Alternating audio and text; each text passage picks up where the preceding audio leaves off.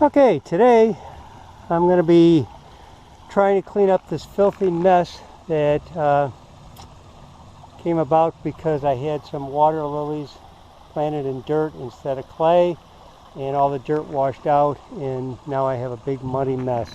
Oh, plus I have a little frog down here. See, he doesn't know that we see him.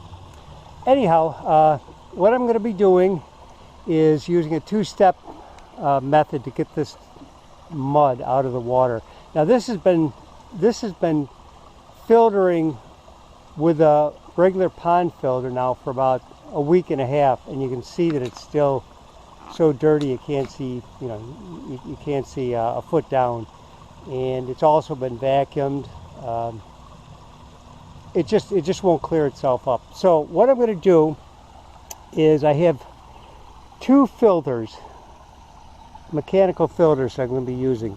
The first one is made out of this material here, and I like this stuff because it lasts forever. You can just wash it and wash it and wash it. It's cheap. You get it by the roll on Amazon. I'm not sure what it's called, but it's under pond filtering. The second is I'm going to be using the quilt batting. All right, so you make yourself up a couple little frames, one for the quilt batting, one for the other filter material. Now this one is more or less a permanent one, so because you can clean it very easily. You put it under the hose and it cleans right out. So this one I have really stapled on. The other one I only tack it on because I will be taking that off.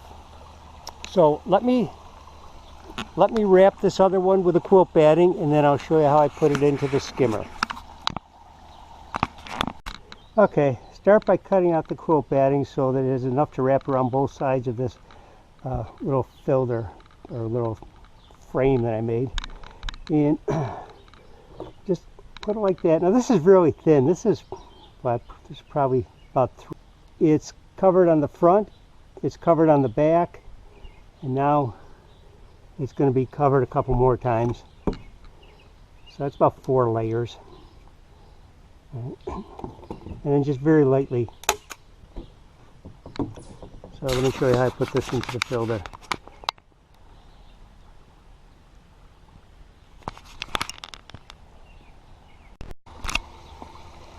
Okay, closest to the pump, farthest away from the pond, I put the quilt batting.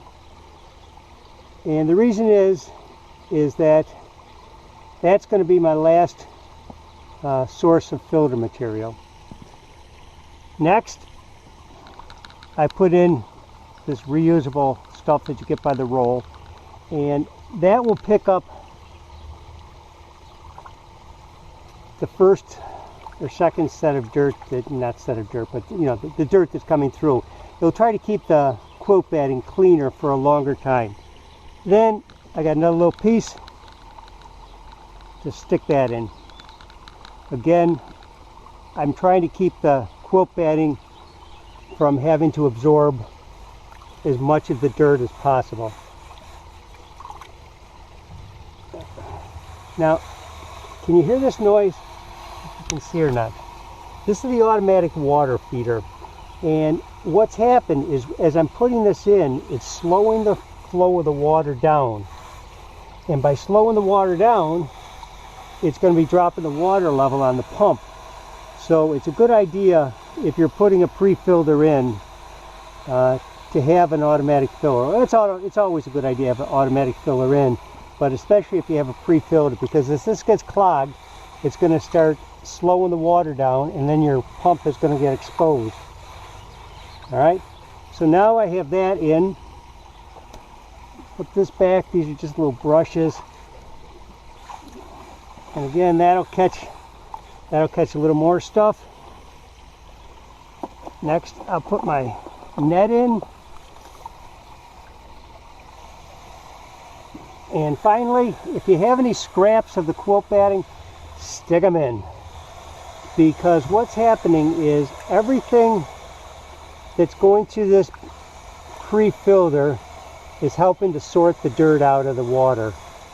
So it doesn't matter how much stuff you put in, or where it's located. As long as the water's going through it, it's going to take the dirt out, just as a sponge would take water out. But again, you can hear this automatic filler going on, if you can see it, and that's because I've slowed the water down. And I've had it actually expose the complete pump before I realized what was going on, so I had to turn the automatic filler on. I didn't have it on yet for the season. So anyhow, that's how I do it. It's nothing technical. It's really not a new idea. It's just the way that I do it. When you have a skimmer, put the pre-filter in the skimmer, and you should be good to go. Now, again, you can see how dirty this water is.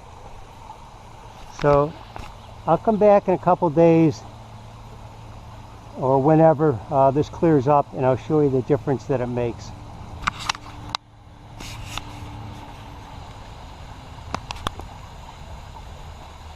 Okay, it's been a week, and as you can see, the water is really clear now. The white you see at the bottom is the kitty litter that is spilled out of the containers. It's on a slope, so when you put it in, it has a tendency to fall out. But anyhow, had that been dirt from those 4 containers, it still would have been muddy. So it's a good idea to use kitty litter. But anyhow, I've had to clean the filter 3 times, and you can see it's still dirty. So I'm going to let this go for another week. I don't know how much more I'm going to get out of it, but it's still a little dirty. So anyhow, that's what I do to clear it up when it gets such a mess. And again, try not to use dirt if you're planting your flowers. You know, some people have good luck with it. I don't have good luck with it. So I'm not going to be doing that again. But there's a shot of the waterfalls. And we've had quite a bit of rain the last couple of days, so everything is nice and green. So anyhow, and the fish look happy. There you go. I do have a lot of dirt at this end, but now that everything is cleared up, I can see it. In addition to the dirt, there's also some algae growing, but I'm not real concerned about that. I actually like some in the pond. Gives the fish something to chew on, and they ignore the lilies. So there you go.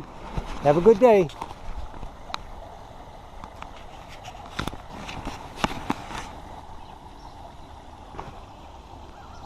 Again, there's the waterfalls. Goes up, goes around, and comes down from the top. About 15 feet higher, and it's 45 feet long. There's the gardens, and I saw the other video on how I built this little hobbit house over here. Anyhow, everything's looking good. Loves the rain.